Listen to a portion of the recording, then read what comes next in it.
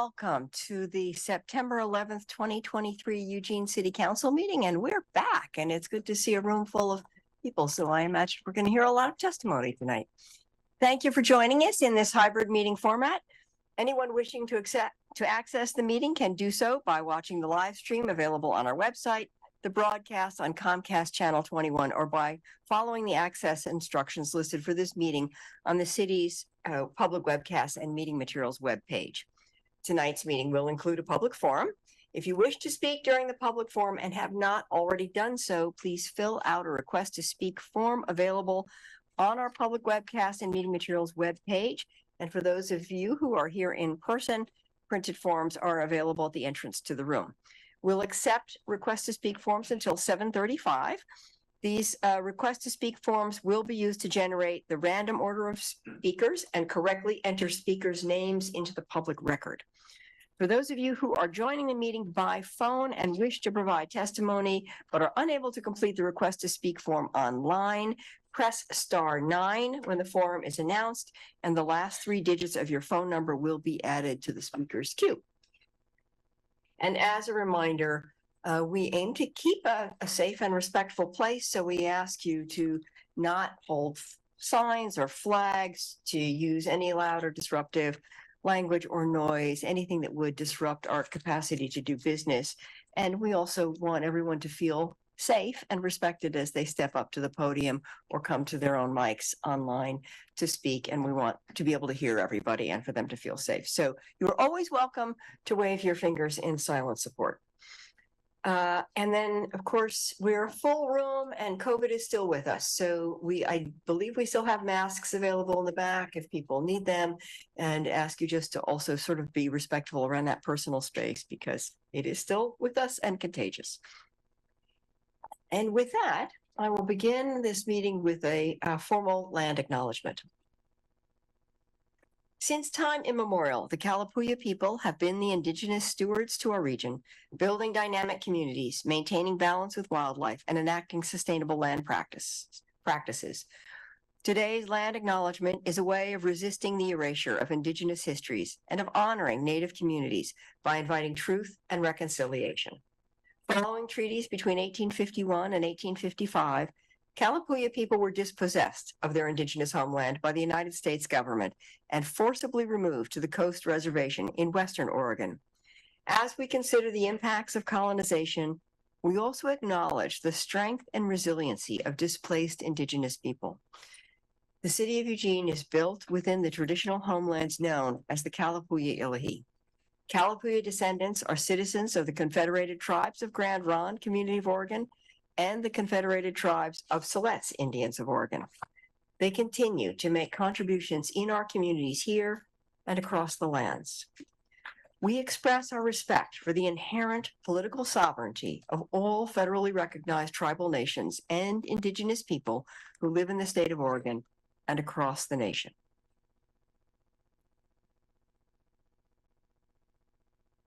And I will follow that with a few other some ceremonial matters. I have a couple of proclamations to read today. Nope, just one proclamation. Today, in recognition of the International Day of Democracy. Whereas in 2007, the United Nations resolved to observe the 15th of September as the International Day of Democracy. The purpose of this observance is to promote and uphold the principles of democracy globally. And whereas democracy is one of the core values and principles of the United Nations and a universally recognized ideal, an environment where human rights are realized and enjoyed is only possible with democracy. To strengthen democratic institutions, the UN promotes good governance, monitors elections, supports civil society, and aims to ensure self-determination. And whereas democracy is not only a goal, but a process itself that requires complete participation of individuals, national governing bodies, as well as the international community and civil society, it is only through everyone's contribution that the ideal of democracy can be made into a reality and enjoyed by everyone, everywhere.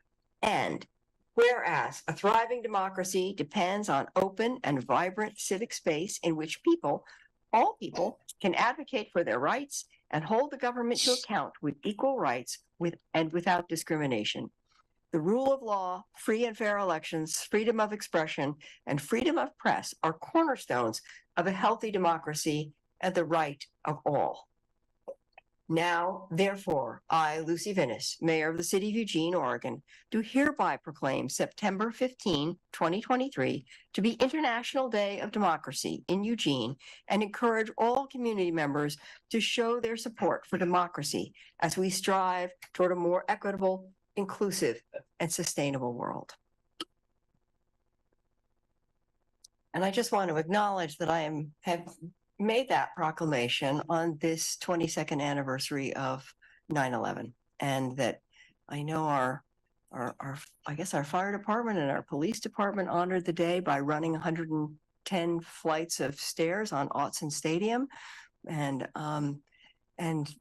this day has been acknowledged across the country, and so we can, I think, take a moment right now for a moment of silence in honor of that. Of this really very sad and awful day of remembrance.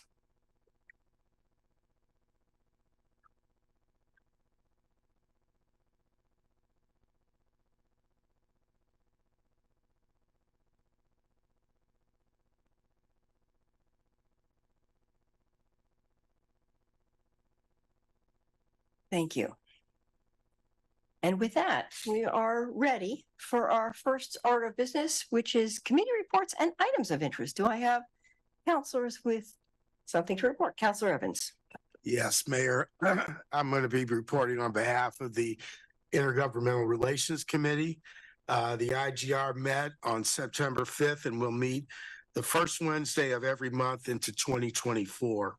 The focus will be on updating the 2023 legislative agenda in preparation for the 2024 short legislative session.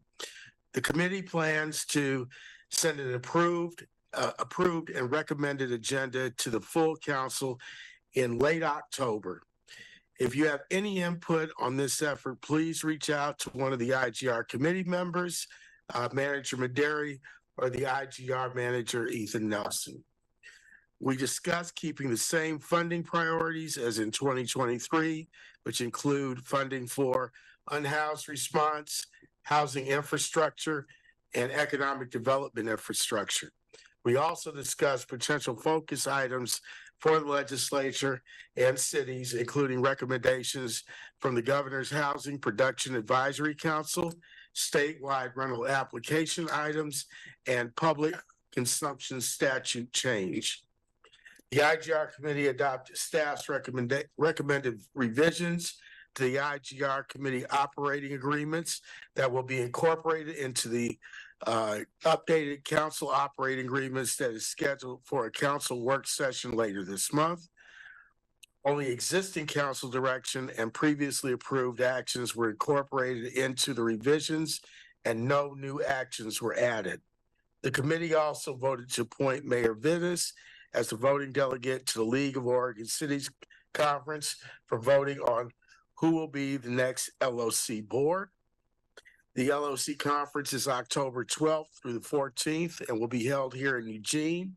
Mayor Vinnis and I will be attending, but it would be great if councilors could stop by and if you could have the opportunity to. Ethan sent out information on the conference in August, and if you have interest, please reach out to him so he can assist. Mayor Vinnis will be testifying in the Senate Committee on Veterans Emergency Management, Federal and World Affairs on September 28th in Salem. Senator Manning, who co-chairs the committee, invited Mayor Vinnis to come and lead a panel presentation on the state of homelessness in Oregon cities. And that's my report. Thank you very much, Councilor Evans. Councilor Groves. Thank you, Mayor. I'd like to revisit the 9/11 anniversary today and just briefly talk about the loss of life. 2,996 people were killed between the World Trade Centers and the Pentagon. Of those lives, 343 were FDNY firefighters, 72 were NYPD police officers, 8 were EMS workers. that made the ultimate sacrifice that day. And they got a lot of people out before the towers came down. In addition, 17,000 World Trade Center first responders have been diagnosed with cancer, and at least 1,650 have died from the disease, according to the Centers for Disease Control and Prevention. Thank you for having that moment of silence a minute ago. Any other counselors with comments? Counselor Keating. Thank you, Mayor. Thank you. I'm echoing Counselor Groves in the gratitude for recognizing and honoring victims of 9/11, a horrendous, horrific attack that affects all of us, and a great many folks in this room certainly remember where you were 22 short years ago today. Thank you, Counselor Groves, for not only recognizing the first responders who perished, but the 17,000 plus who have developed chronic issues and passed on because of the woeful lack of attention that they needed. So thank you for bringing that to our attention. Mayor, I wanted to also indicate what I've been up to lately. We had an engaging El Rapa Lane Regional Air Protection Agency Board retreat just this last week. I went on a ride-along recently with EPD Officer John Brown. I thank Officer Clues and Chief Skinner for helping make that connection. And every single one of the EPD officers I've engaged with on my ride-along efforts have been so professional and so dedicated to public service. It's commendable. So thank you, Officer Brown. Just this last weekend, the Southeast Neighbors annual picnic at Tugman Park, one of my favorite times of the year. And it was nice to see City of Eugene Parks and Rec out at the picnic. And the Human Services Commission, a commission that I'm the City of Eugene's liaison to, and I serve as chair, will meet this next Monday, the 18th, 1 week from today. It will be our first in-person meeting. Imagine that. It'll be our first in-person meeting. If you'd like to attend, you can get information, location information, or login information, because we have a Zoom hybrid option available, as we do here tonight, at lanecounty.org. And I'm finally, Mayor, I'm bearing the headline. I got married this summer. Yeah, she said yes. I'm proud to say that it was exactly 50 days ago on July 22nd that I married my best friend and soulmate, Becca Byerly, now Mrs. Becca Keating. So thank you for the well wishes. Congratulations. Thank you. All right. Anybody else with an update? I have one that I want to share. And I attended on just yesterday, Square One Villages had their kind of annual fundraiser, and they presented this signed photograph to the City of Eugene, and I was able to receive it. It is signed by residents of Square One Villages, of the Opportunity Village Eugene, because it was 10 years ago that Opportunity Village was founded. And it is a moment to recognize that this was a valuable partnership, that it was leadership by counselors who committed to, on a vote to 6-2, and I understand the 2 who voted against it came around afterwards, to allow city-owned property to be used to create this Opportunity Village. And it is the first non-congregate shelter that was ever established in the state. So we were way ahead of COVID on establishing a non-congregate shelter. It has become a model, not only throughout the state, but across the nation. People come to see Opportunity Village and how well it works. They have sheltered 244 people in those 20 years, and of 220 who have come all the way through the program and moved on, 63% of them moved on to housing. So it is a successful program, and it was leadership. It was some of you and your predecessors on this council who voted for that, who supported that model, and who made that happen. And so you are leaders, and so just a moment of gratitude for that community organization. Okay. Counselor Semple scolded me for clapping, so sorry. Jazz hands. All right, so with that, we're ready to get onto business. I know we have folks who are eager to speak and it's going to be a long night for them. So can we put a consent calendar on the calendar on the? Mayor, we can. I move to approve the items on consent calendar 1. Second. All in favor, please raise your hands. 1, 2, 3, 4, 5, 6. I'm not seeing Alan raise his hand, but I'll say 6. Any opposed? All right, thank you. All right, and now we're ready to move on to the public forum. The public forum is an opportunity for individuals to speak to the city council on any city-related issues, except for those items which have already been heard by a hearings official. Now I will turn to staff to share the list and the total number of speakers who have signed up and announce the first speakers.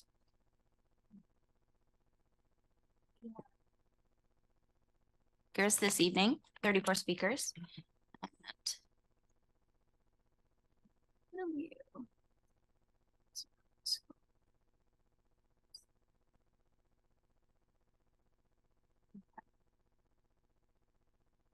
If you have signed up to speak via Zoom, please take this time to ensure that your screen name in Zoom matches the first and last name you use to sign up to speak. If your screen name does not match, we cannot promote you to a panelist to speak when it is your turn. Staff will announce 2 speakers' names at a time. If you are providing testimony via Zoom, when it is your turn, we will announce your name and promote you to a panelist status. And you can unmute and turn on your camera if you wish. If you are announced as the next speaker and physically in the room, please move to the seat in the front row designated for the next speaker. When it is your turn, you may come to the podium. Please leave any bags you may have with you at your seat. When you are called to speak, please state your name clearly and for Eugene residents, your ward or neighborhood, if known, before beginning your comments. You will have 2.5 minutes to speak. If you are watching the meeting, the timer should be visible. A yellow light will come on when you have 15 seconds to complete your comments. The red light indicates the end of the 2.5 minutes. For those who have connected to the meeting via phone and don't have the benefit of seeing the timer, please be aware that your microphone will be muted at the 2.5 minute mark. Please note that screen sharing or displaying information on the screen is not allowed, and any misuse of the platform or violation of the council's code of conduct will result in immediate termination of speaking privilege. If you have documents to give council, please place them in the council inbox basket near the podium. Our first speaker this evening is Lynn Woodrich, followed by Alan McWayne.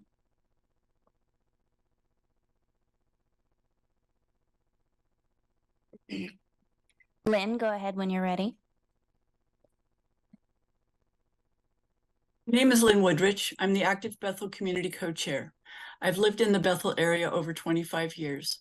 I live in Ward 8. I'm speaking for the Active Bethel Community Board. We voted to change our name from Active Bethel Citizens to Active Bethel Community at our general meeting in October of 2021 to be more inclusive. We've been told that you will be seeing our request in your September 25th consent calendar. We sent you a public health overlay zone statement of support letter almost a year ago. We're looking forward to hearing back from City Manager Sarah Maderi about the options for a quicker way to ensure that the historical pattern of approving zoning codes and land uses that place industrial polluters and homes adjacent are eliminated in the future. We need an option that includes all the elements of the proposed public health overlay zone to create buffer zones between homes and polluting businesses and ban the worst polluting industries from city limits. We also need to strengthen noise, vibration, and odor rules, public meeting requirements, and other development standards. This would help provide peace of mind for a community that has long suffered from higher pollution levels. Families should know that the value of their property will not suffer due to nearby sources of pollution, and that large new polluters won't move into the area. We sent you another letter yesterday regarding the Golden Gardens Park. I hope you've had an opportunity to read it. We're very concerned about the possibility of astroturf and inadequate buffer zones to protect the endangered turtles and wildlife. Regarding the Bethel Area Plan, I'm excited to see another work session scheduled for October 18th on your tentative agenda. That's the same date as our general meeting with elections, and will be wonderful to share some good news with our residents. Thank you. Thank you, Lynn. Our next speaker is Alan McWayne, followed by Stephen Bolton. Good evening, councilors. I'm Alan McWayne, Ward 1. I have a few comments on the LEC Stadium and specifically the draft master plan. LEC commissioned a nationally known fairgrounds planner, Keffer Overton Associates of Des Moines, Iowa. And for 2.5 years, they've been coming up with a draft master plan. It wasn't released until August 17th, right before the crucial vote by the board. Just to briefly summarize, there was 3 major points that were recommended by the consultant against the stadium. The stadium's too large. It takes up 20% of the campus, and it only leaves 10 acres of open space. Let's see, the county has spent $700,000 on design and engineering in the northwest corner. However, the consultant recommends the southwest corner. The plan identifies 8 major, what's called big idea market opportunities. However, out of the 8, the stadium is ranked number 7 and is not recommended because it will lose money, $200,000 a year on a $100,000 or $100 million investment, and will need subsidies and supplemental funding. The open air stadium would have little use to LEC throughout the year. We have the Cuthbert now, it's not used during the winter. The programmable operation should be 100% controlled by the LEC, not the M's. Baseball feasibility study and market assessment is still needed. Input is needed from LEC clients and also the neighborhood and users. And finally, the consultant asked that a decision as to the future of the LEC at the fairground site, basically a land use planning decision. So I hope if you have a chance, take some time and read through the draft master plan update to the LEC. It's quite illuminating. Thank you. Thank you, Alan. Next we will hear from Stephen Bolton, followed by Eric Jackson. Stephen Bolton, Ward 8. Mayor and councilors, I'm addressing the issue of hangars at Eugene Airport. As a background, the hangar owners own the buildings, but we lease the ground upon which the hangars sit. We renew or get extensions on our leases on that ground. That's been happening for decades. At the urging of a consultant hired by the airport administration, this administration created a plan by which they intend to confiscate most of our hangars. It's based on a misreading of the FAA's guidance on hangar leases and grant assurances. In their latest move, the airport administration is planning to break legal binding current contractual leases and replace them with leases that authorize the airport to confiscate our hangars. Now, as to my own personal circumstances, I own a small building that houses a total of 6 small aircraft. I rent out 5 of those. And in the 6th spot, I have my business, which is mostly flight instruction. I train people who are going to be commercial pilots. It's not unlikely that when you fly in and out of Eugene, somebody up in the cockpit is someone I trained. Military pilots, firefighter pilots, and many others. I do flight reviews required of pilots and instrument proficiency checks, and sometimes remedial training that I'm asked to do by the FAA. These are people that cannot be accommodated by the LCC flight tech program. So I fill a needed gap, and I'm the only business on the airport that does this. When I bought my building 5 years ago, I met with the airport administration and asked about the building's future. My concern was the upcoming master plan, in which Concourse C initially was scheduled to go right through where my hangar is. Since then, it has been moved 45 degrees west and is not going to take out my hangar. I explained that my wife and I are not wealthy, and it would be financially devastating if we don't have at least 20 years of ownership and use of the hangar building. I was told explicitly I would not have to worry about this for 25 to 30 years. So on administration's assurances, I arranged for a private loan and I bought the building. Initially came with a 5-year lease with a guarantee of another 5-year extension. This December, the first 5 years runs out. And according to precedent, Thank you, Stephen. Your time is concluded. Our next speaker is due to be Eric Jackson, but I do not see him in Zoom. Eric, if you're in Zoom, please make sure your name matches and I will call you after the next speaker. Our next speaker is Richard Locke with hopefully Eric Jackson afterwards. And if not, then it will be Sandy Mann after Richard Locke. And I just want you to know you could, Stephen, you can submit that in writing to us since you weren't able to complete it. Thank you. Who is doing that? Don't do that.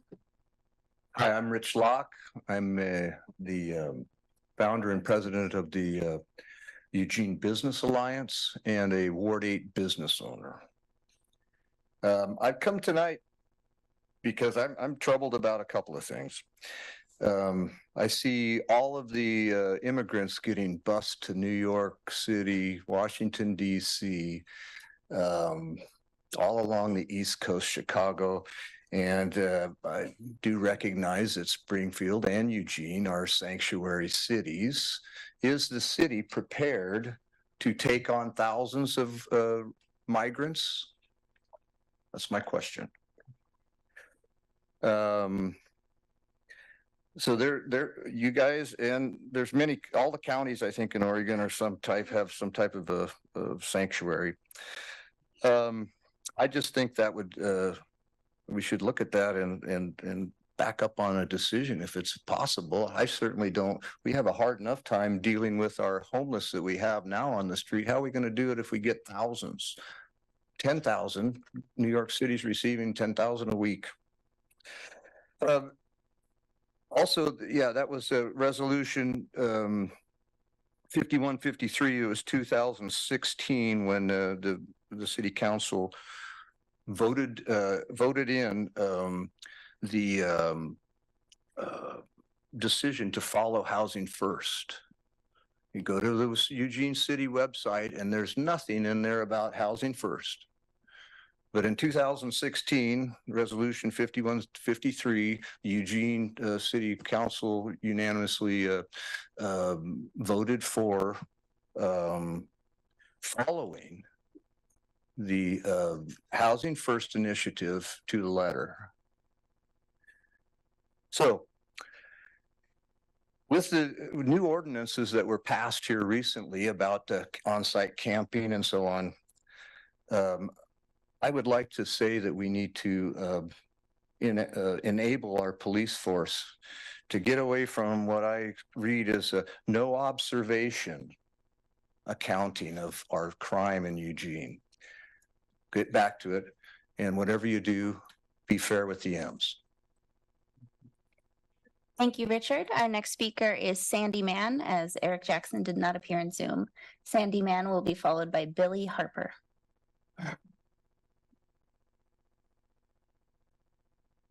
I hate these things.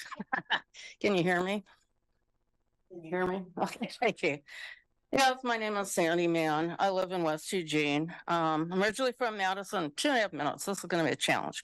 Originally, I'm from Madison, Wisconsin, by way of Austin, Texas, and Sacramento, California.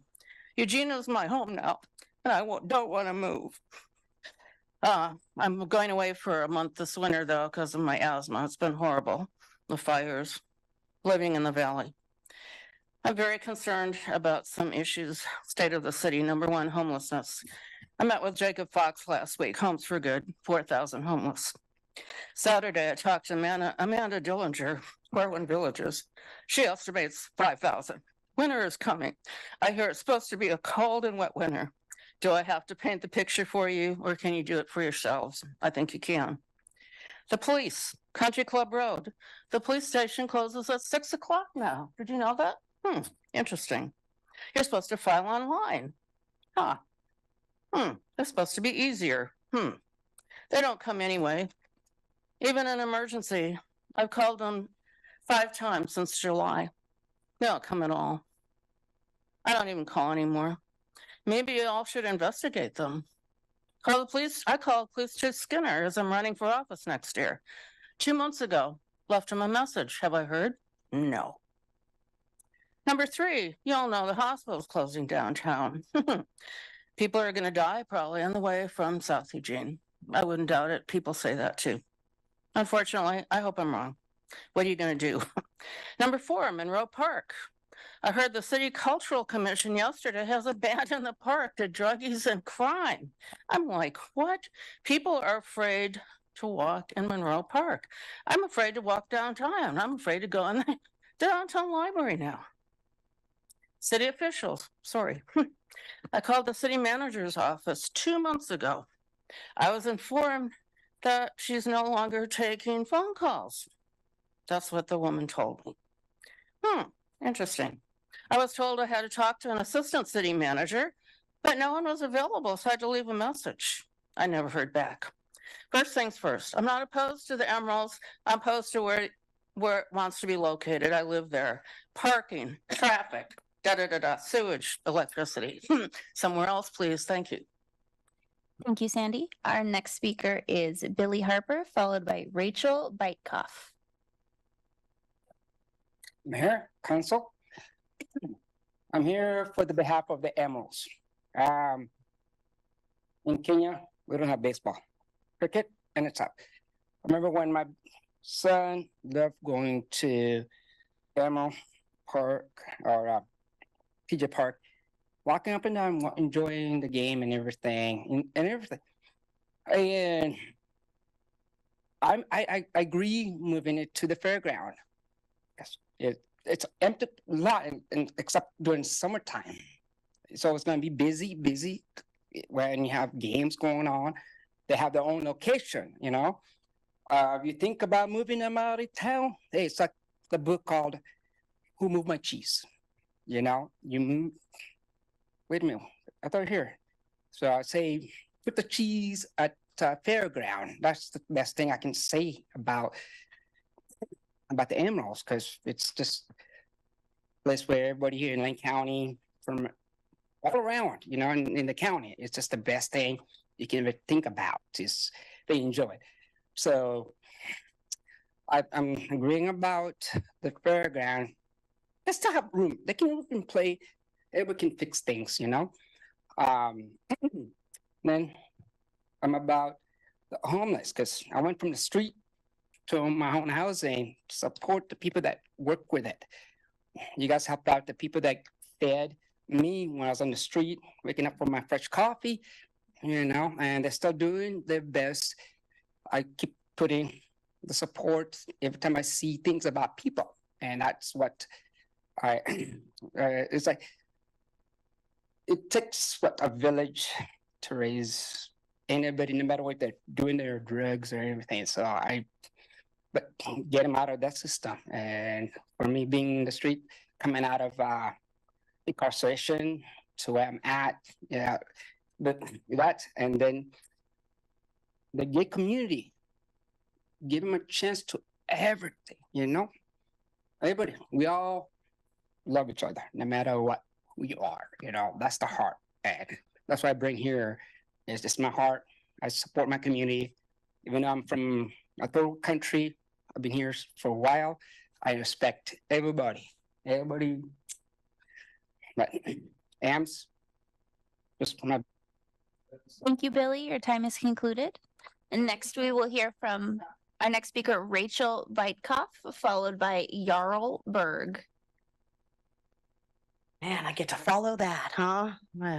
Tremendous responsibility. My name is Rachel Bidicoffer. I'm in Ward 6. Councilor Evans, you're my guy. I haven't met you yet, but it's nice to meet you in public. I'm here to talk about the EMS project.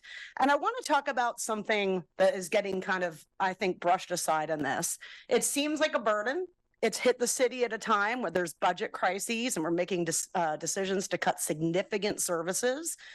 This is a team that defines the Eugene experience. It's the cultural fabric of the city. And we're sitting here at a time period where we're losing the hospital on 13th, right? So, you know, it's a city that feels like it's in decline.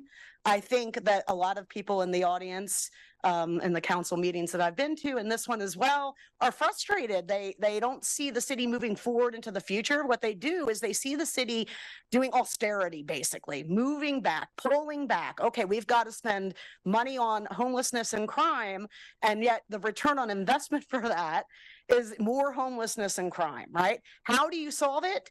You solve it with revitalization and urban development. You solve it by getting more tax revenue. And there's never going to be a better opportunity to revitalize West Eugene on that 13th than right now with this team and this anchor business, because it's going to pull 66 times a year, a couple of thousand people into our city's core. Our city's core is in rough shape. I've just spent over a decade outside of Eugene, also outside of the West Coast, on the East Coast, first in the Deep South, then in coastal Virginia. I am here to tell you what happens to cities when they stop investing in their future. And this is a project that is going to, they're asking the city to find some money, help them make this project happen. They've gone to the county, they've got resources. They need the city now to chip in, right? And the thing is not a handout. It's a hand up, right? This is money that we will spend, unlike resodding Washington Jefferson, that is going to generate more revenue. So I really urge the council to consider the return on investment that we're going to forego if we let the M's move to another city. And let me tell you, it is a successful ball team. Fills the stands, right? Can see, filled the room. This is not a team that's struggling. It's an economic heart of the city, and it is certainly the nonprofit heart of the city. And I know you guys all spoke in the work session. I know. Thank you, Rachel. Your time is concluded. Next, we will hear from Jarl Berg, followed by our 10th speaker, Benjamin Brub.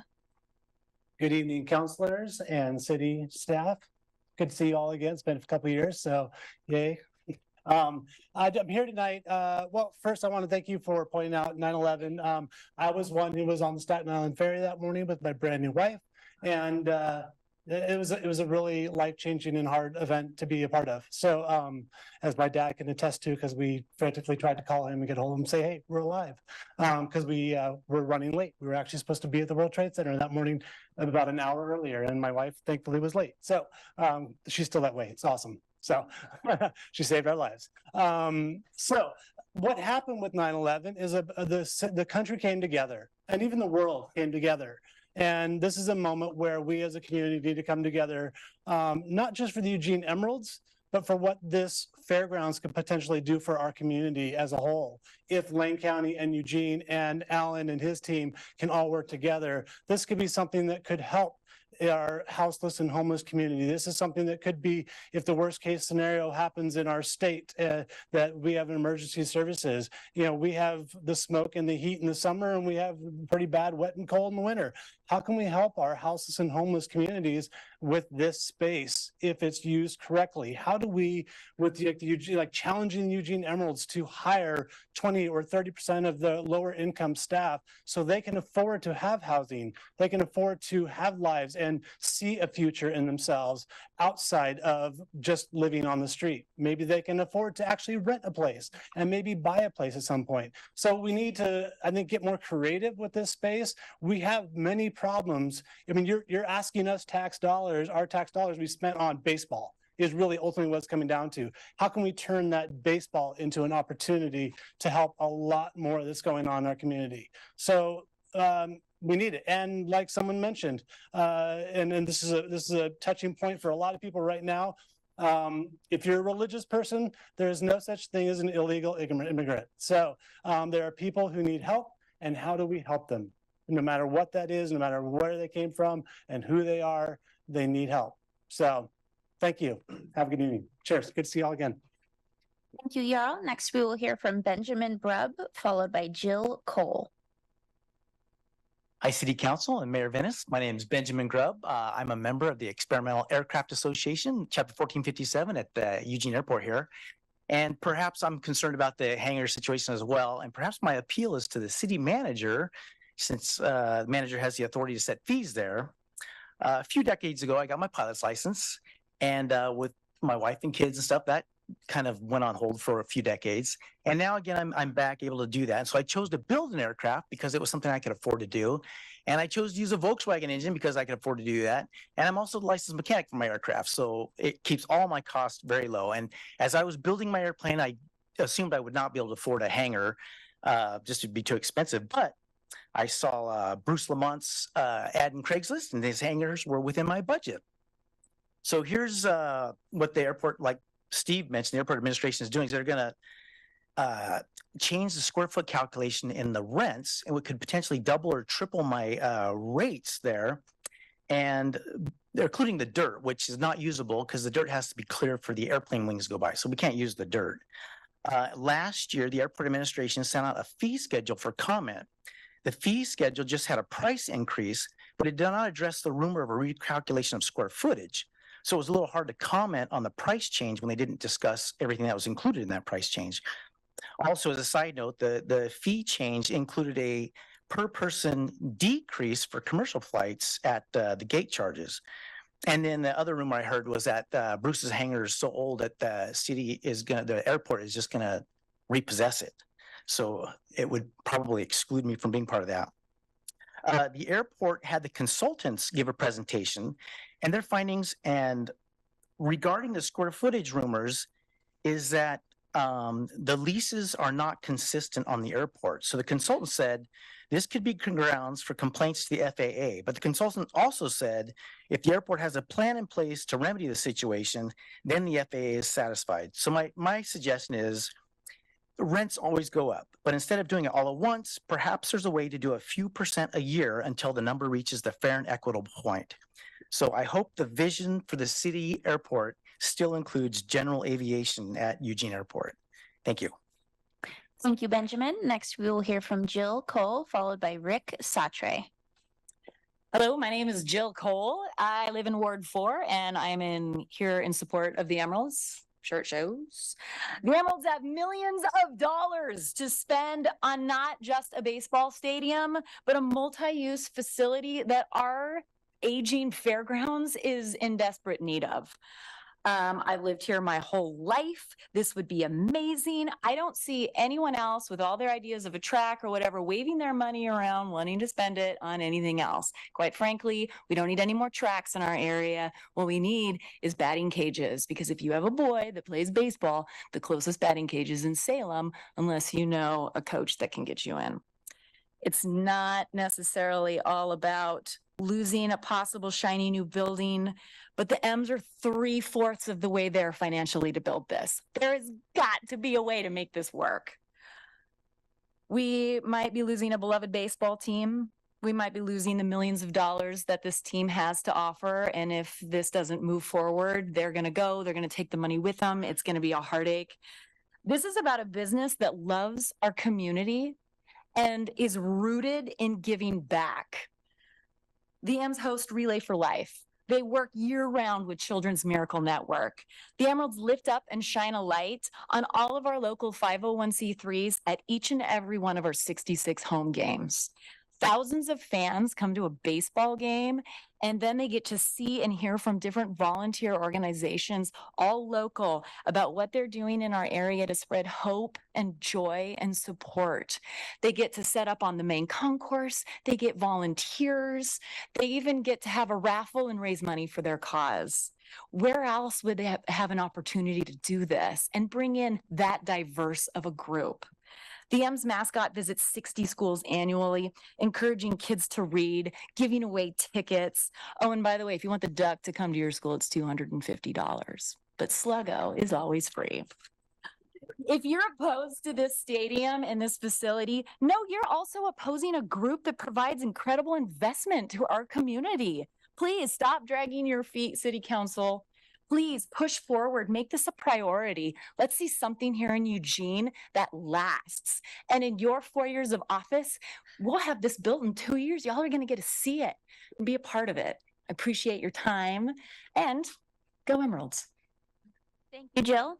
Next, we will hear from Rick Satre, followed by Don Hetty.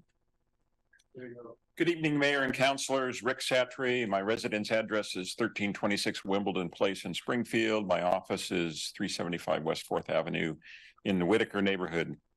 You've heard a lot about the tourism benefits, the economic benefits, the employment benefits, the small business and benefits. Before I go any further, I want to thank you for listening and considering all of the testimony you've heard previously and all the testimony that you're liable to continue to hear this evening and beyond this evening. But I'd like to talk to you about community. I'm wearing a Los Monarques jersey. As you know, every Sunday, the Emeralds become the Los Monarques baseball team. It's part of Major League Baseball's initiative to recognize diversity in the communities across the United States. Specifically, I'm wearing jersey number 33. Number 33 is Luis Toribio. Luis is under contract with the Giants and on the roster at the Emeralds. An outstanding young man and an excellent third baseman. Occasionally he's on first base. He's really good at third base. But Luis is one of 3 young men from the Dominican Republic that are on the Eugene roster this year. Those 3, along with 2 others from Venezuela, help to add diversity to our community. Every year, the M's bring young players from all across North America, the Caribbean, and South America. They also bring participants. We're participants, we think, because we're there in the seats and we participate in the rah-rah and things, rooting the home team. Most evenings, my wife Susie and I we're meeting people from all over Oregon. Indeed, we met one couple Labor Day weekend that the entire family was here from the Midwest. Why are you here from the Midwest? Well, they were here because their son is a pitcher for the Emeralds, and they chose to spend a 4-day weekend because he was the starting pitcher that Friday night. So far and wide, it's really drawing a lot to community. As my time is running out, don't quit yet. Let's do what you can to keep the conversation alive, find dollars where we can, no matter how unusual those dollars may be. Thank you very much. Thank you, Rick. Next, we will hear from Don Hetty, followed by Catherine Beer. Good evening, Mayor, Council, staff. For some context, a little Cheech and Chong, Santa Claus and His Old Lady, an excerpt referencing Santa, was getting stopped and pulled over, asked for his ID, man. Just everywhere he went, he ran into so much recession, man. No, man, you mean too much repression. Recession, repression, it's all the same thing, man. It kind of feels that way when Eugene's losing a hospital. And they promised to keep that emergency room open. And they made business decisions that mean they lose $2 million a month. One thing I didn't hear earlier tonight was any talk about legal action, because there are such things as injunctions, not just the OHA. Because you know what? The business model these days seems to be privatize profit and socialize risk. It's a model used throughout society. It's a model used by the M's. They got no skin in this game. They're $43 million short. They're asking the city for $15 million you don't have. $10 million in prepaid rent and $3.2 million in operating costs that they're going to spend anyways is no investment at all. They're taking you for a ride because it's the business model. They can get away with it. Accenting the positive, and I'm really looking forward to Wednesday's discussion about the Riverfront Urban Renewal District. The steam plant is gonna rock. I'm personally involved with that one. Burt Park, we're meeting next Tuesday, and we're gonna get a restroom too. I just betcha. And we're gonna have an election in Ward 7.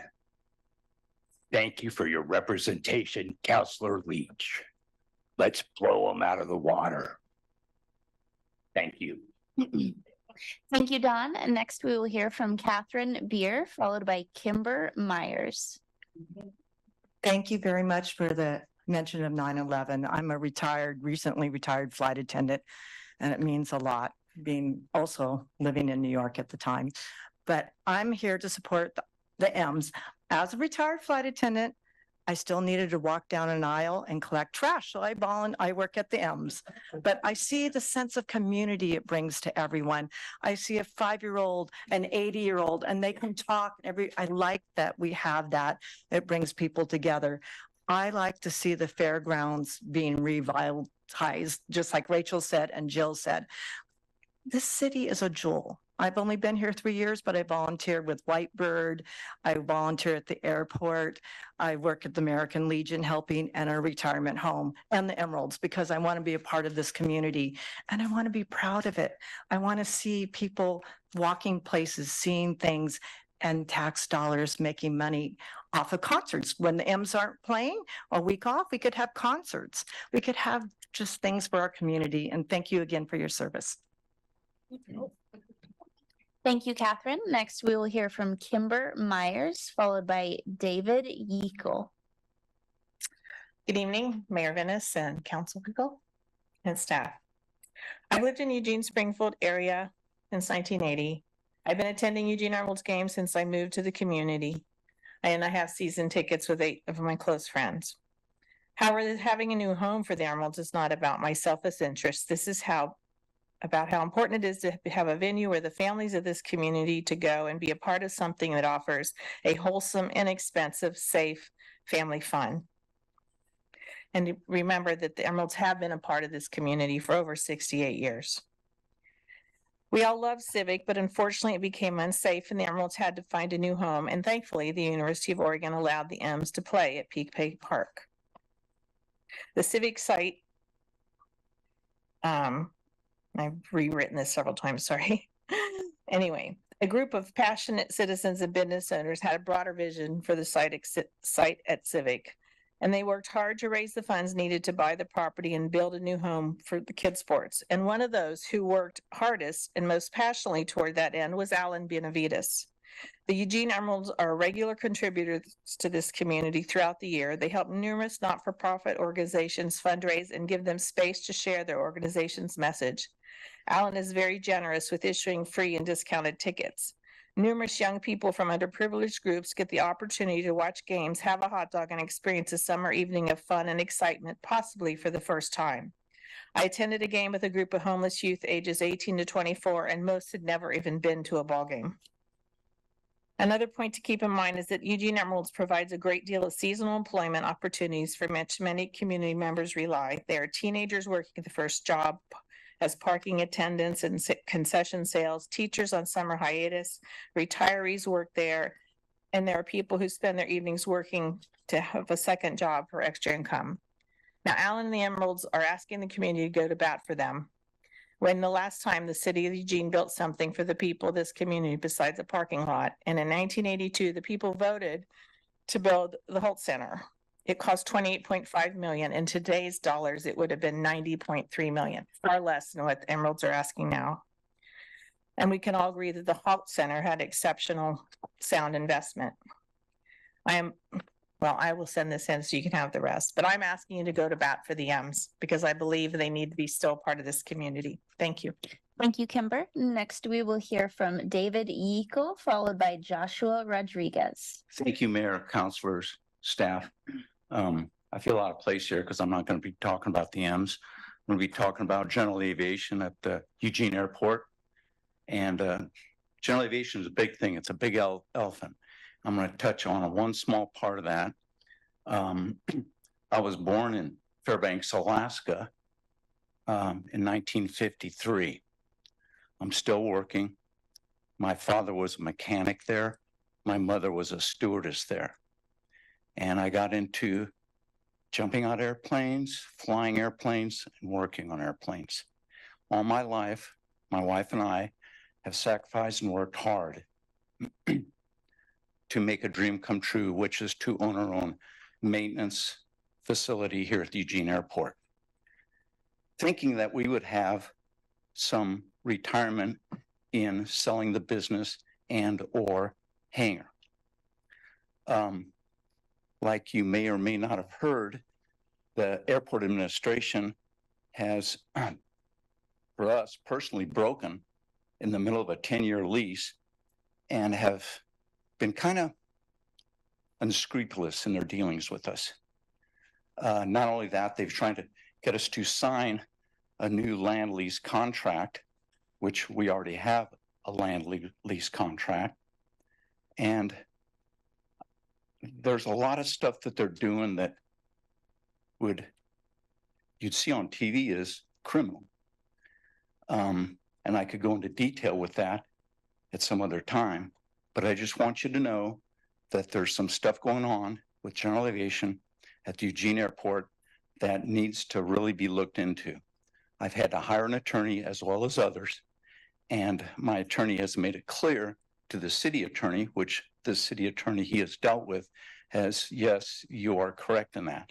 But according to the airport administration, they're still trying to get the city attorney to force us into this new land lease. And we're not going to do it. And you're going to see a lot of money spent out at the airport with the airport administration having to try to defend their stance on general aviation there.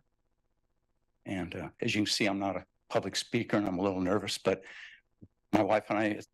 Thank you, David. Your time is concluded. Next, we will hear from Joshua Rodriguez, followed by Emma Spratt. Hello, ladies and gentlemen of the City Council. I appreciate your time, but I just wanted to come here and speak on behalf of the M's.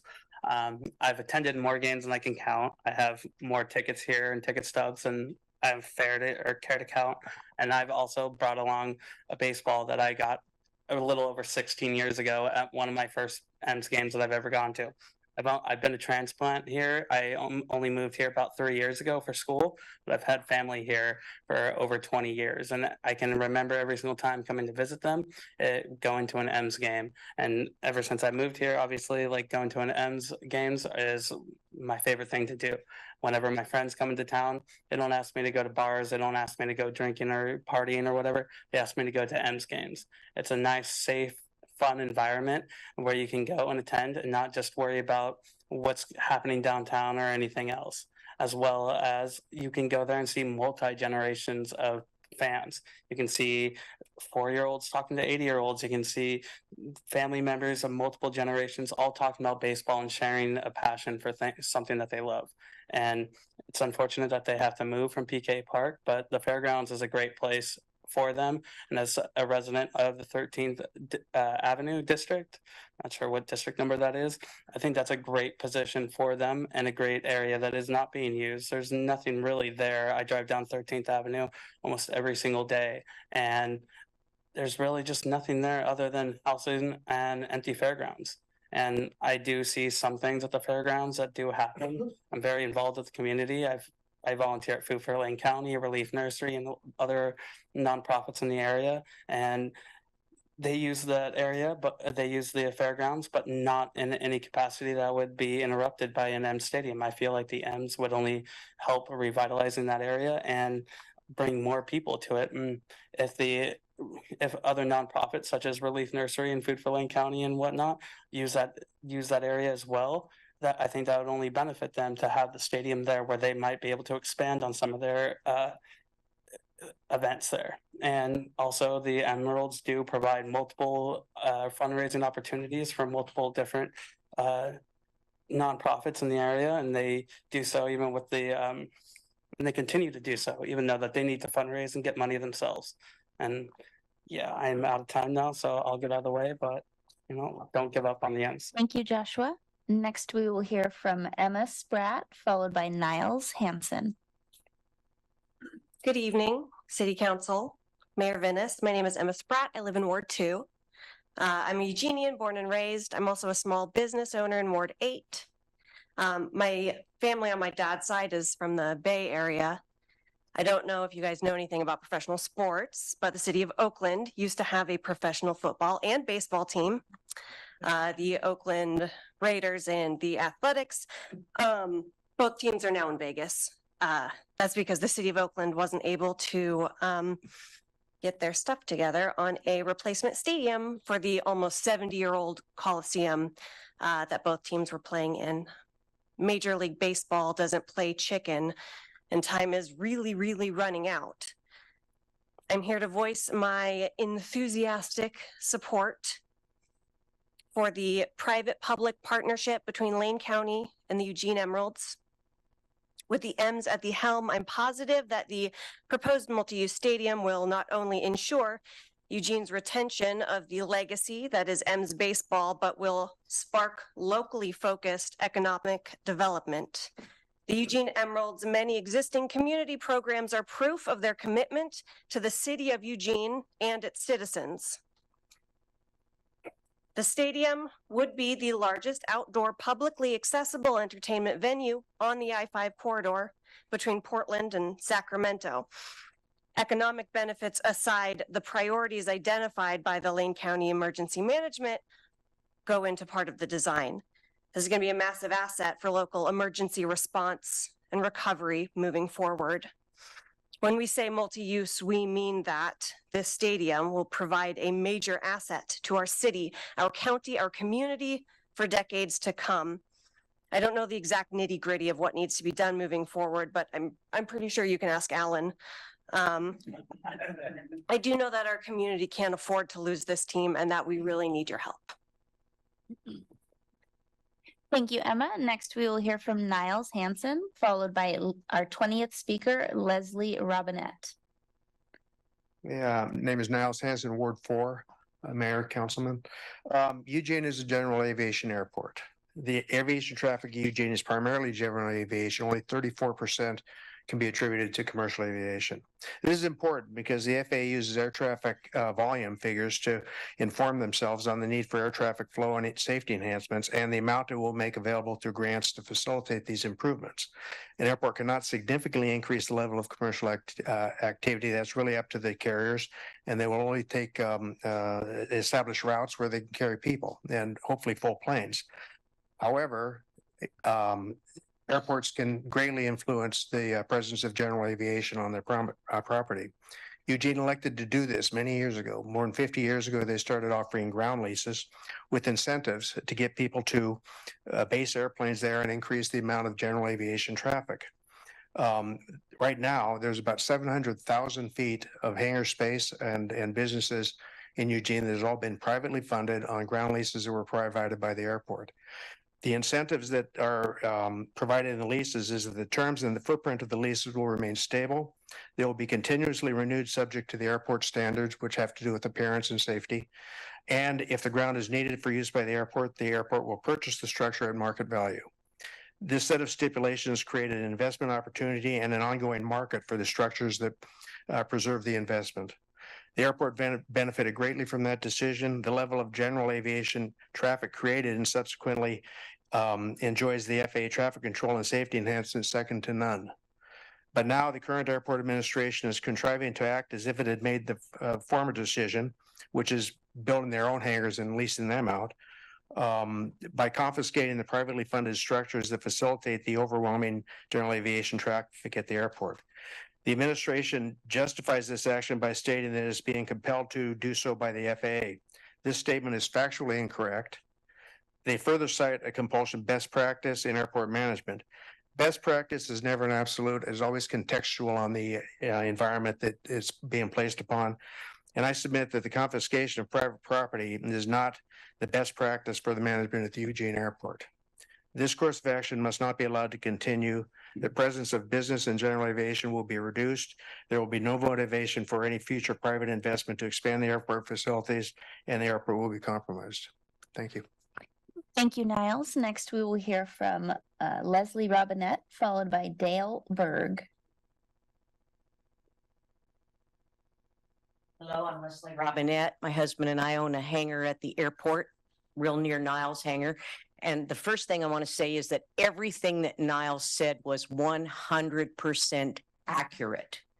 I have been in aviation for more than 50 years. I started out as an air traffic controller. I learned to fly in 1979 while I was an traffic controller at a very busy airport in Phoenix, Arizona. I've also worked at Los Angeles Center. The administration at the airport right now is set on a path to destroy the airport. What is going to happen if you run off the general aviation tenants, which will happen, because before I let them have my hangar for no compensation, I will tear it down. And you need only read my lease to say that they can have the ground back under reversion, but there is nothing that says that they can have my building, which we built. And all of the hangars out at that airport were built with private funds. And all they really need to do to grow the airport is to stop trying to run off general aviation. We're 75% of the traffic count nationwide. The busiest airports in the country and the world, 5 of them are in California, have no scheduled air carrier traffic. And they're much, much busier than Eugene. And if they run off the GA traffic, the FAA will take away the tower because they work on takeoffs and landings, not enplanements. If you lose the tower, the city will have to pay Barton or somebody to keep the tower open. That will cost you more than any revenue they might hope to gain by taking away our hangars and offering to rent them back to us. If you lose the tower and you don't hire Barton, you'll lose your air carriers. And now you've got nothing. So GA is extremely important. And the manager or the director of the airport doesn't seem to understand this. If I were running the airport, my goal would be to grow GA, get more people like Steve Bolton. I'm a flight instructor. Get more people instructing, get more people flying, get the system built up. That's where your increased grant money is going to come from. Thank you. Thank you, Leslie. Next, we will hear from Dale Berg, followed by Maya Lazaro. Thank you very much. My name is Dale Berg. I wonder if there's any way to get the sound a little louder in the back of the room. You can barely hear us back there. And it's a lot warmer up here to hear the voices and stuff like that. So, but I am a baseball fan. I umpired for 50 years. I got asked when I last had my eyesight checked by some players, and yeah, and I said, well, you know, I go to the doctor quite often, being as old as I am, but you have to get your eyes checked. So that's what I have to do. Well, I love the M's. I went to probably 80% of the games this year. Alan's done a great job out there at the ballpark and everything else. The thing that I would like to present is that I've seen so many families come to the game, and with the kids, with grandma and grandpas, and with just people like that. I do a lot of social stuff around Eugene, like I'm working the Prefontaine this weekend, but you see, you don't get to see the families with the kids and stuff like that, and anything like that. And that's what you get to see at a baseball game is the families come, they have sit down with the kids, they do things with the kids, and it's just such a wonderful thing to do. So that's my pitch, is that I was hoped that we can find some way to get the M's to stay here, that we can find the money to do that, and that we work as a team and really make this happen. So it's up to all of us to be part of this, and I thank you for your time. Thank you, Dale. Next, we will hear from Maya Lazaro, followed by John Hirons. Maya, go ahead and unmute. Great, thank you. Good evening, Council. My name is Maya Lazaro, and I live in the Bethel neighborhood in Ward 6. I'm here speaking on behalf of Active Bethel Community, and I just have a really short message. I'd just like to thank the city for putting the Bethel Area Plan on its tentative agenda for October 18th, and for working with Active Bethel Community and other neighbors to pursue the development of a public health overlay zone for the city.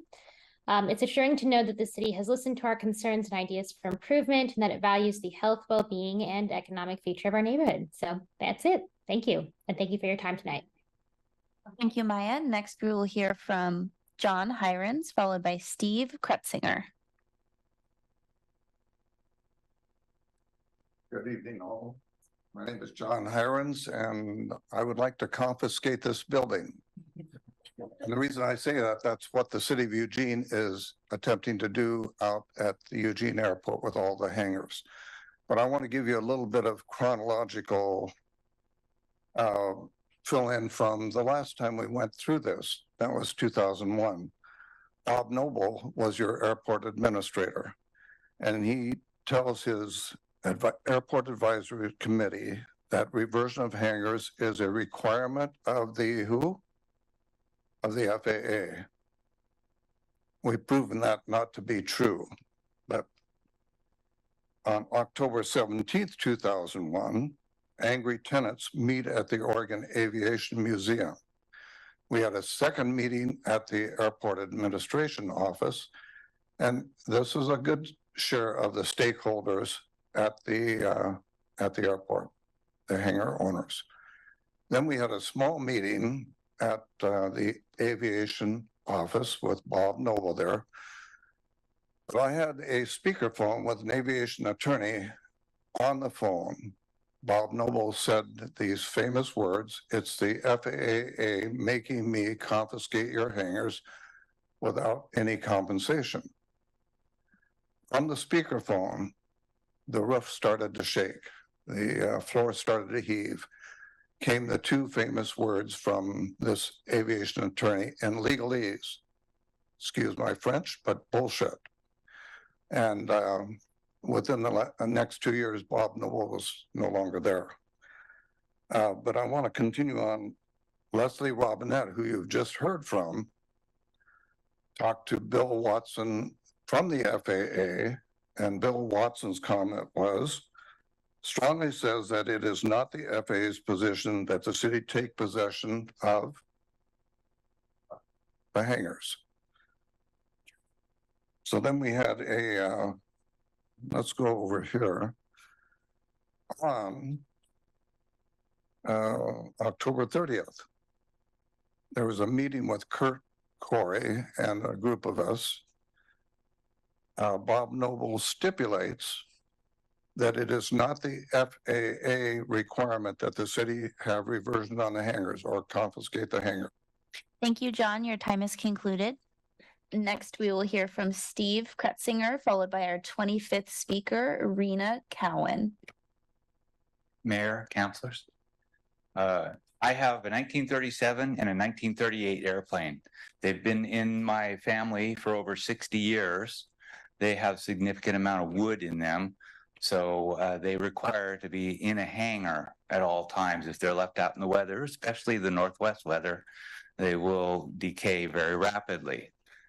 I am a retired air traffic controller. I had 35 years in with the service. I've been at Eugene since 1991. So I had 31 years at Eugene. And I know that the traffic count that we have at Eugene, because I was responsible for sending those traffic count numbers to the city, which is probably numbers that they give to you folks, are accurate. And I used just a quick comparison between Orange County and Eugene. Orange County had, in June of 23, over 1 million passengers. Eugene had 158,000. That's 15% of Orange County. Eugene had general aviation count of 14,000, Orange County, 14,000 takeoffs and landings, and Eugene had 3,800. Eugene was 24% of Orange County. So just to give you a comparison, Eugene's general aviation count is a higher percentage than Orange County. Orange County's numbers are much higher. Eugene's general aviation count is 68% of the total count. So the cause and effect is going to be, as an air traffic controller, I'm very much aware that our staffing and our traffic is, or our staffing is based on how much traffic we have. If general aviation being 68% of the total count at Eugene disappears, then like somebody else said, the justification to have the tower here is going to be lower. We have a radar approach control facility here at Eugene. up at Seattle, they built enough holes for radar scopes to be able to take all of Eugene's radar positions up there. So they're ready to do it. If our traffic count goes down, the radar leaves, the tower gets contracted out, and then we're left with a contract tower. I'm out of time, so thank you. Thank you, Steve. Next, we will hear from Rena Cowan, followed by Daniel Hart. Yes, my name is Rena Cowan. Thank you for listening to me. I feel really betrayed by the airport administration. I bought my hangar in 2017. I knew about the previous problem with them trying to take hangars, but it had been solved. And I thought it was solved for good, but apparently not, because here we are back with the same old arguments of, oh no, first of all, Captain Stevens was saying, the FAA is making me do this. Absolutely false. And we proved that it was false. We had a letter from the FAA saying, no, we do not require reversion clauses in leases.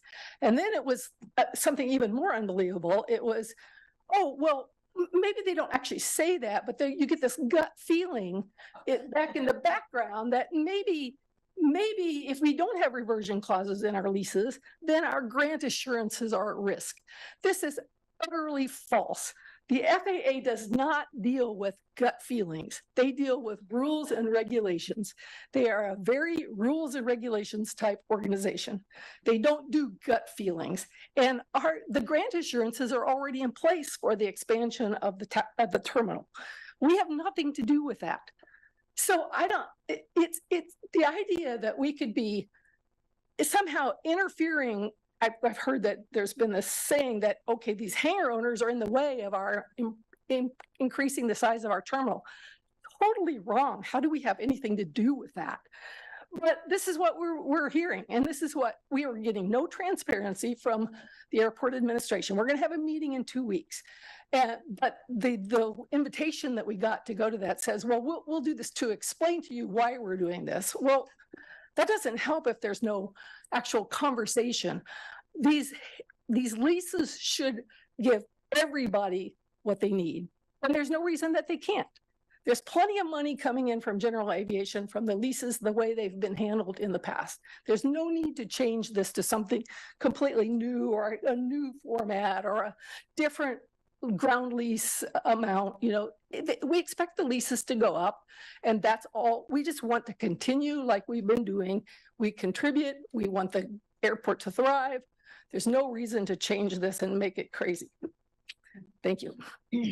Thank you, Rena. Next, we will hear from Daniel Hart, followed by Alan Benavides. Is there a Daniel Hart in the room? Hello. All right. Next, we will hear from Alan Benavides, followed by Shad Turner.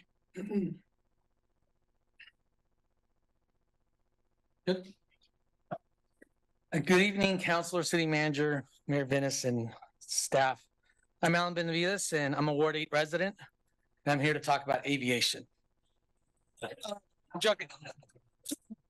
I'm the general manager of the Eugene Emeralds for the past 14 years, and today I urge you to prioritize constructing a multi-use facility at the fairgrounds despite our city's budget challenges.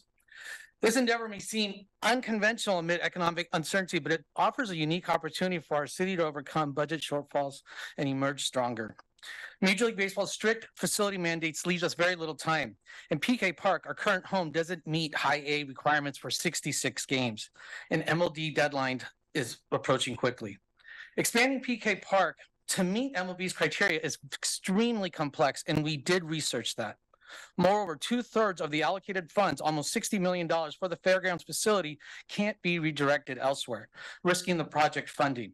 Now let's consider the enormous potential with this challenge. Investing in a downtown fairgrounds facility with the county can revitalize Eugene's downtown and the West 13th Avenue corridor, which has long grappled with crime and is in decline.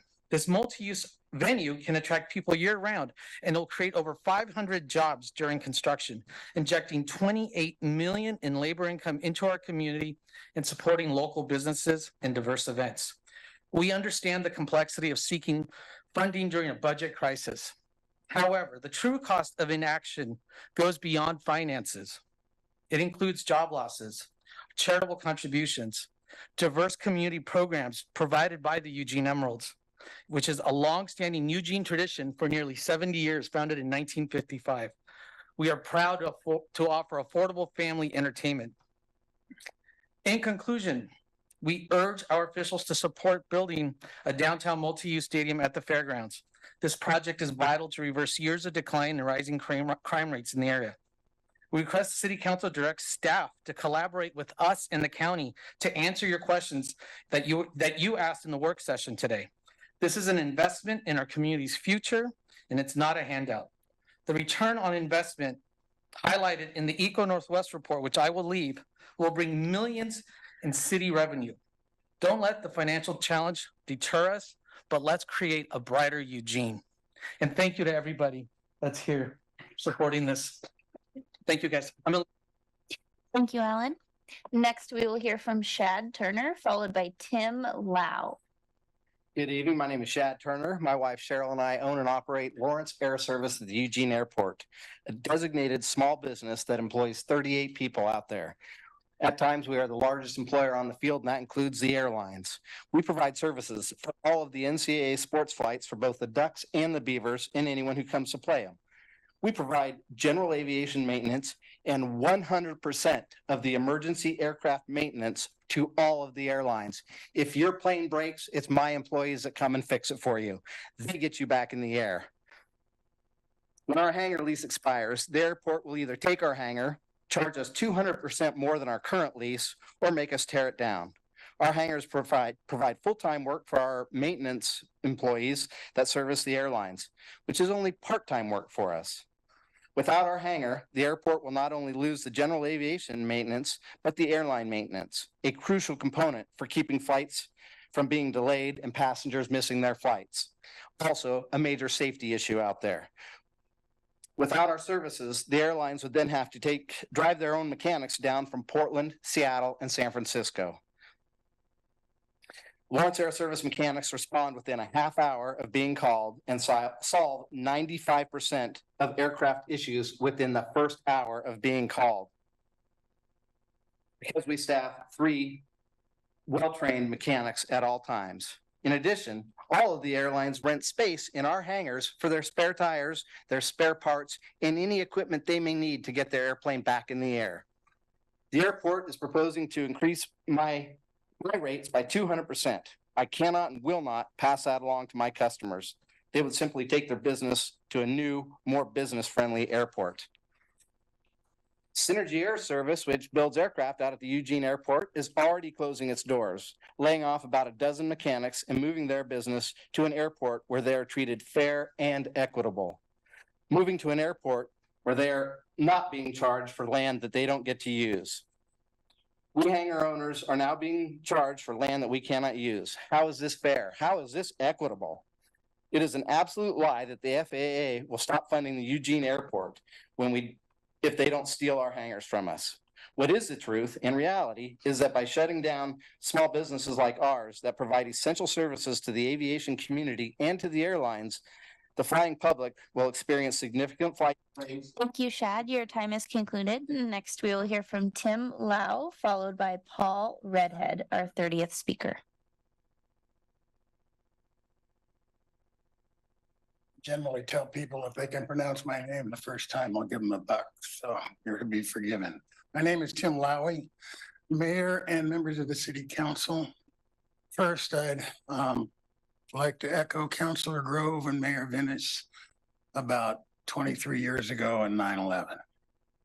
It was a huge deal in my life. It was a huge deal in our lives, and particularly in the current environment socially, about the polarization where there doesn't seem to be a middle ground. We should at least go backwards and think about what happened then and how we all came together, not just here, but across the world. So let's not forget that. So my time is running fast here, so I'll make this brief. I am a native Oregonian. I came to Eugene at the age of 17 in 1970 from Salem, which I like to tell people was 65 miles in one direction and 24,000 in another, because Salem and Eugene at that time were a world apart. But one of the first things I found when I came to Eugene was the Eugene Emeralds.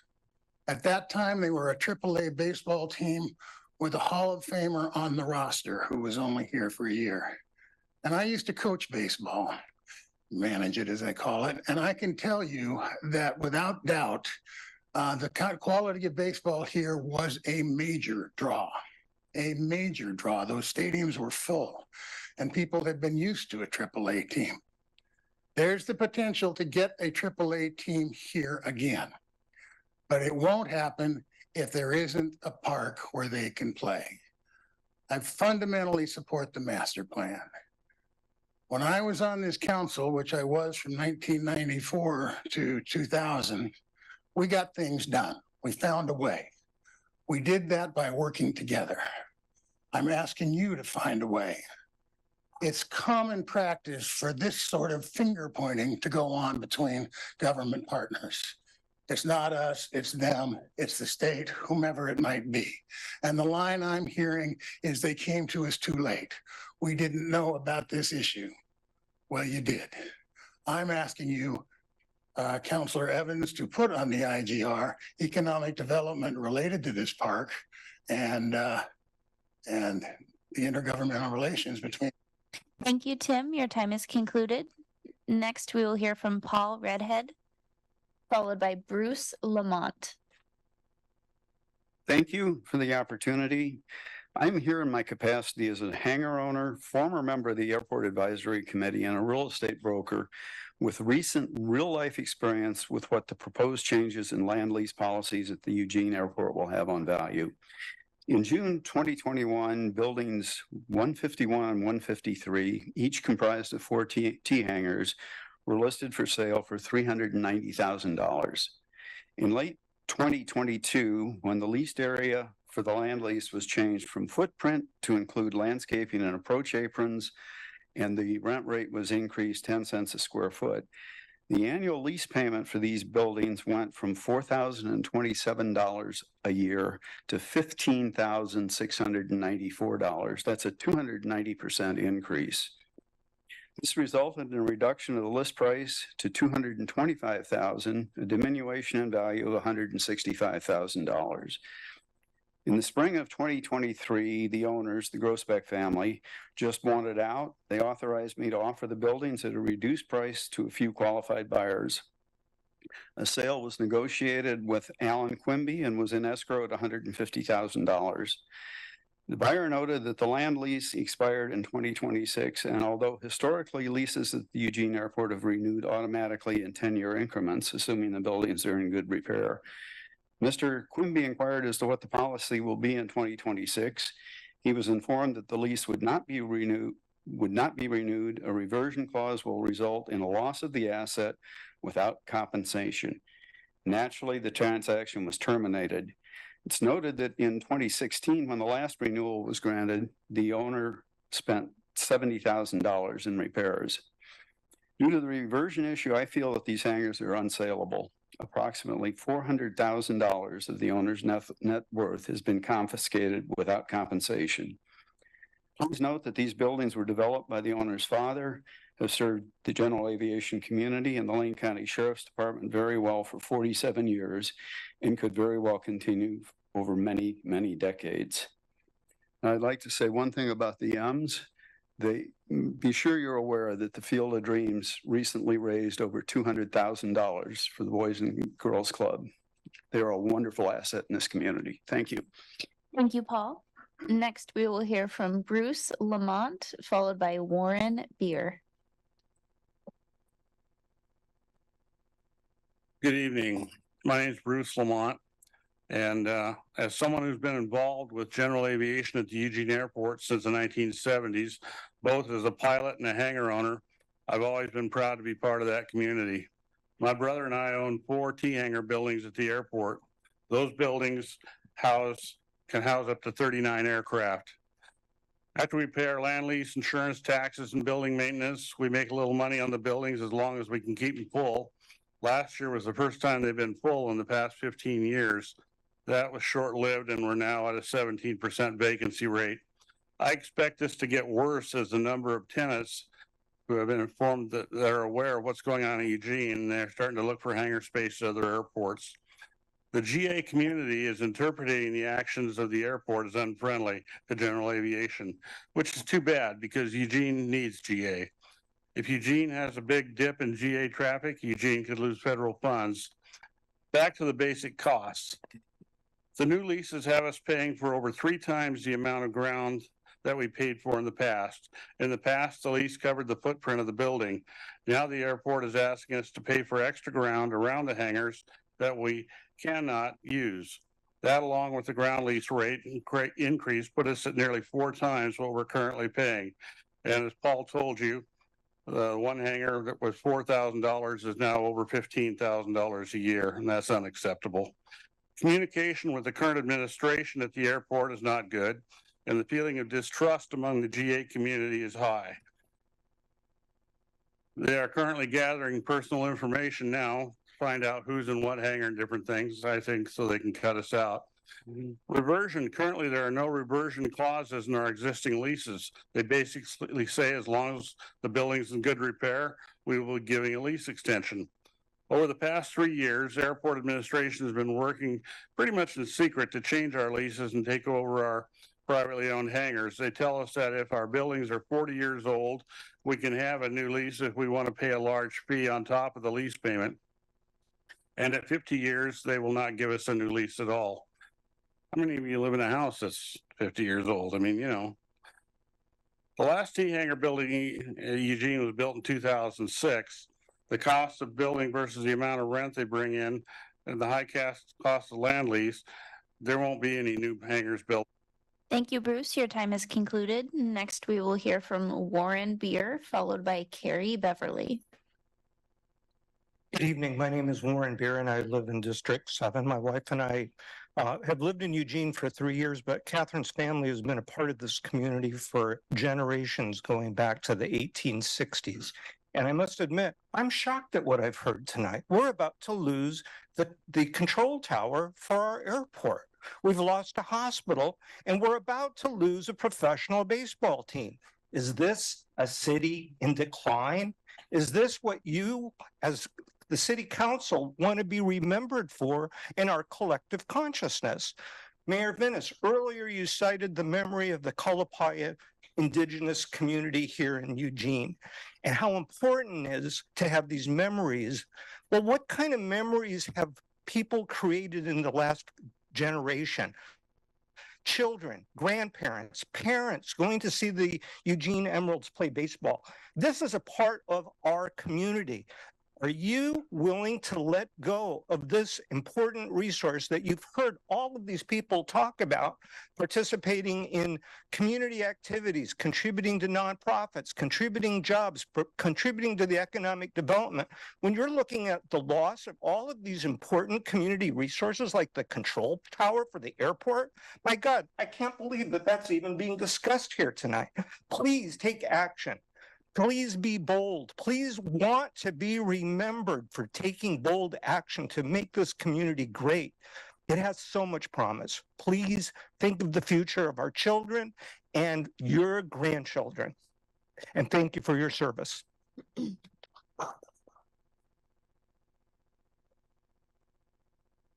Warren, next we will hear from Carrie Beverly, followed by Jake Englehart.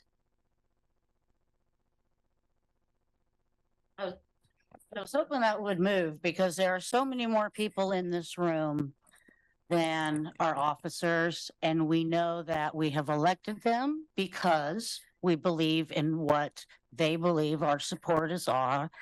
But these people, we out here need to talk to each other as well.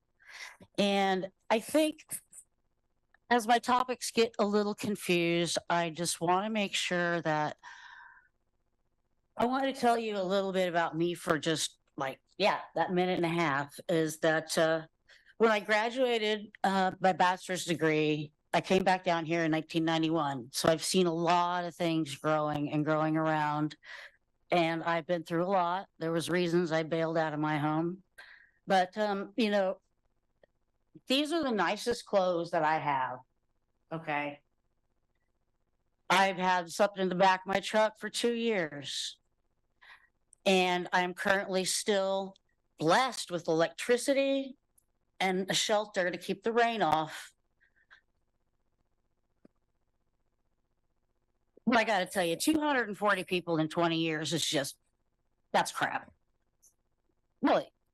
I'm here by perchance even because I met someone in the parking lot and we started discussing this and I've always wanted to come down here and see what's going on, you know, and what it is. And I'm seeing this time, I'm no doubt I will be back, is just people who have hearts and they have hearts for things they believe in and they're willing to stand up for those kinds of things.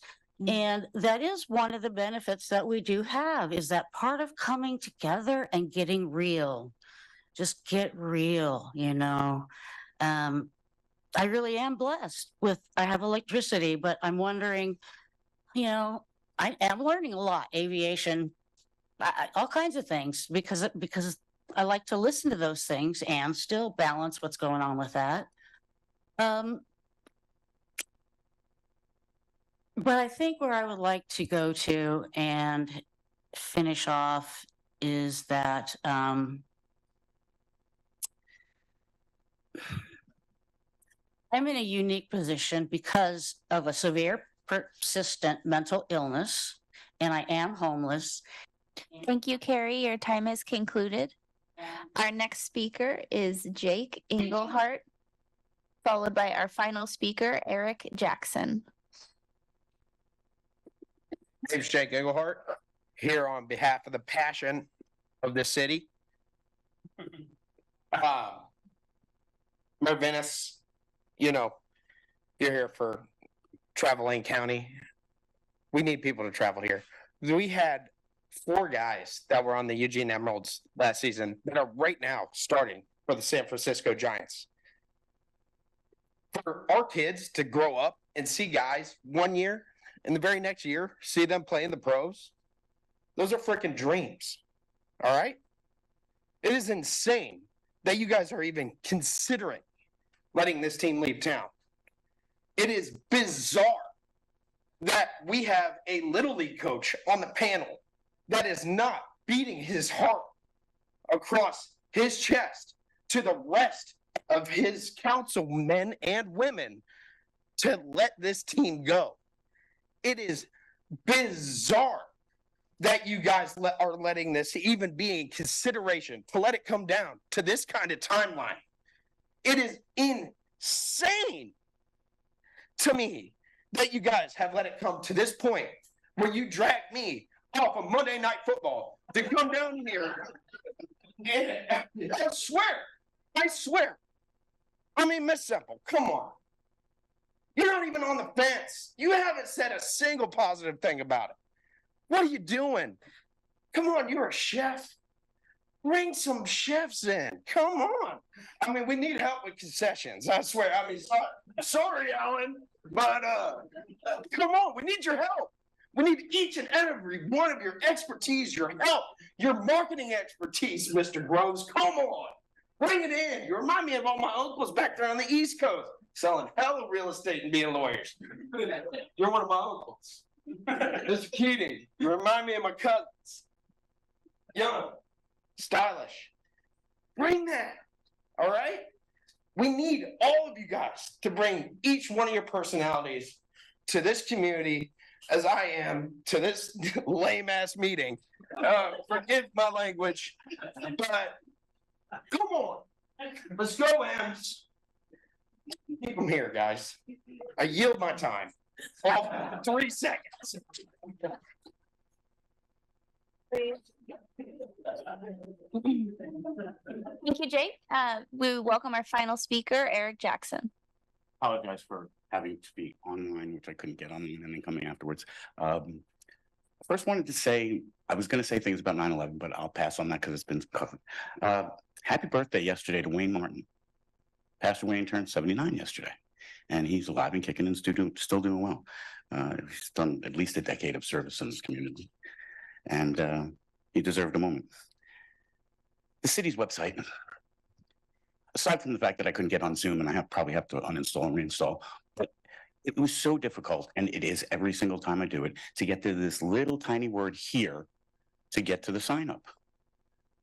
Shouldn't it be at the top of the meetings day? Like public meetings. Click here if you want to participate online. Very simple. No, you got to go 3 pages deep and they all repeat themselves. It's a problem. It's also a problem with the police reporting page. It only goes to report homeless people, not anything else. So that's manageable to fix, I would think. Homeless. Letter of transparencies or transparencies on the letter of trespass, I bet. The letter of trespass, I've asked a couple of times.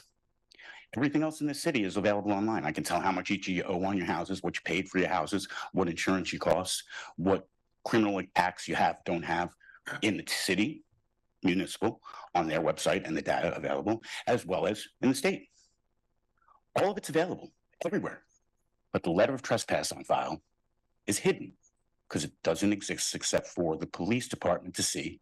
And when an officer says to you, yeah, there's a letter of trespass on file, I don't need to see it. I just need to know it exists. I asked to see it. I said, you have that? Didn't get an answer. He had a computer strapped on his chest, but he didn't have the answer to that. I just need to know it's there. That's not true because it's just not true. Transparency is a big thing. Police, property, and public works, it's still going on. They're stealing people's houses and putting people on the streets, even when there's no reason to. And the few officers and their qualified immunity give them the ability to just have a suspicion that it might be doing something wrong. And they're allowed free reign on anything, a person's property, person's house, all of their property. Winter sweeps are coming again. Winter sweeps probably took 5-10 years off my lifespan, and it's not fair. And the trailers and RVs to be taking people's homes is absolute. You, Eric, your time is concluded. Thank you, Eric. Mayor, that was our final speaker.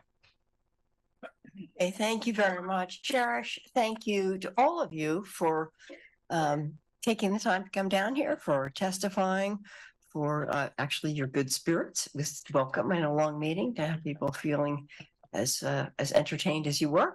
And appreciate all of your comments. And I'll turn to council or the councilors that have any comments to make on anything you heard. Councilor Gross. Sure. Thank you, Mayor.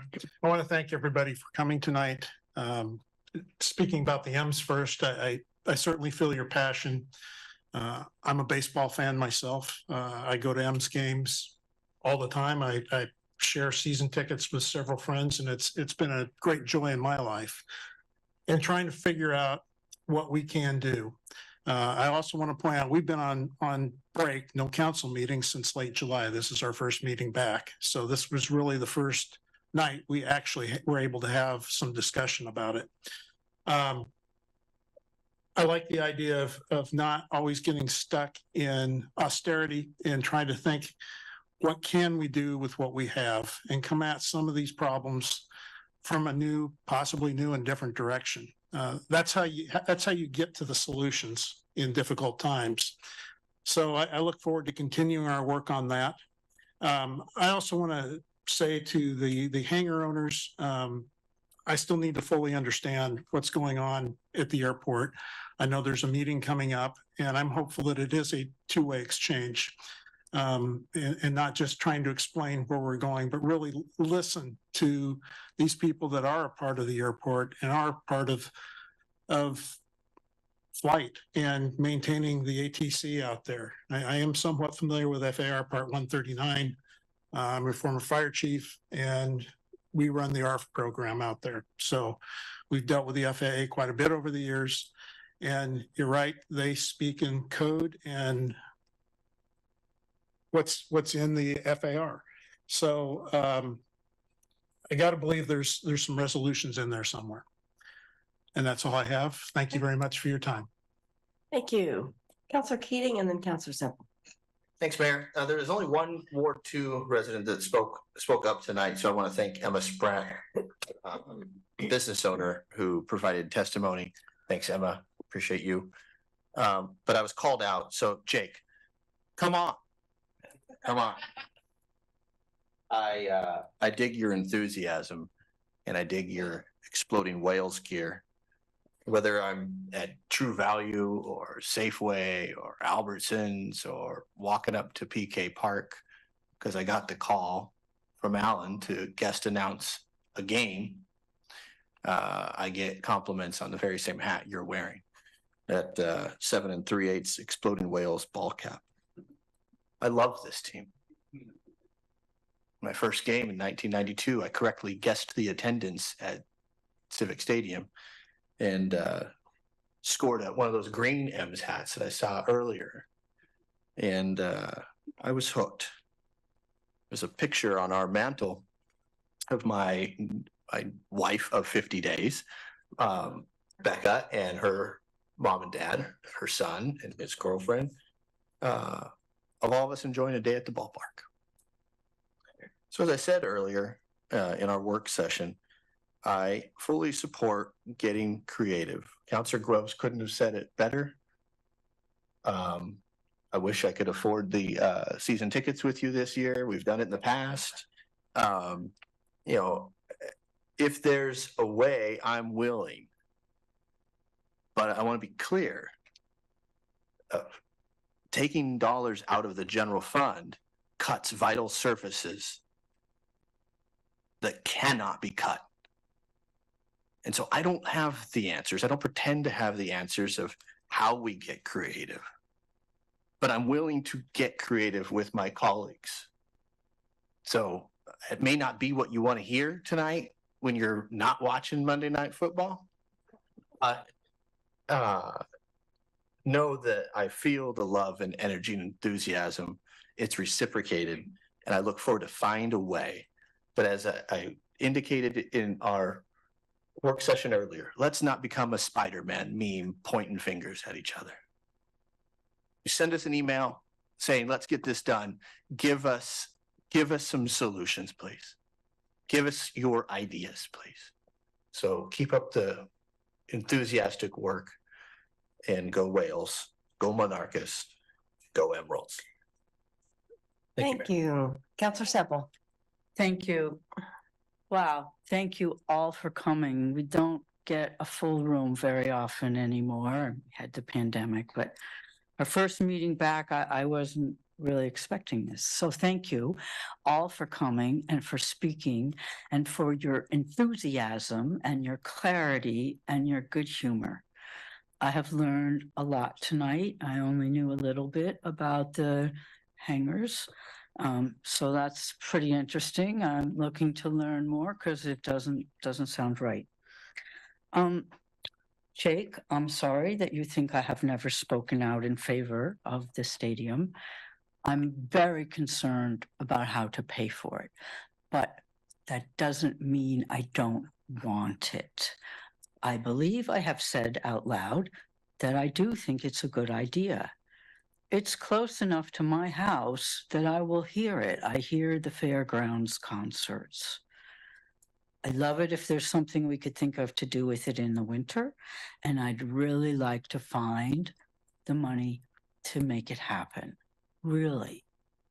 But I do have, as Councillor Keating said, some very critical services to maintain. So yes, let's get creative. Yes, let's all work together. And please send us your ideas of where you think we can get the money, because we just don't have it right now. Willing to look, willing to work. So help me do that. Help me find it. Go M's. Thanks. Okay, any other councilors with comments? Oh, Councilor Zelenka. Thank you, Mayor. Thanks for everybody for coming out. On the M's issue, I've been a big fan. Love the M's, been to many games over the years, and agree with you all of what you all have said today. It's that it's a great asset, and that there's memories and that it's community, and it'd be a shame if they leave. But that's not really the question that the council is grappling with. You're speaking to the converted. We get all of that. We understand that.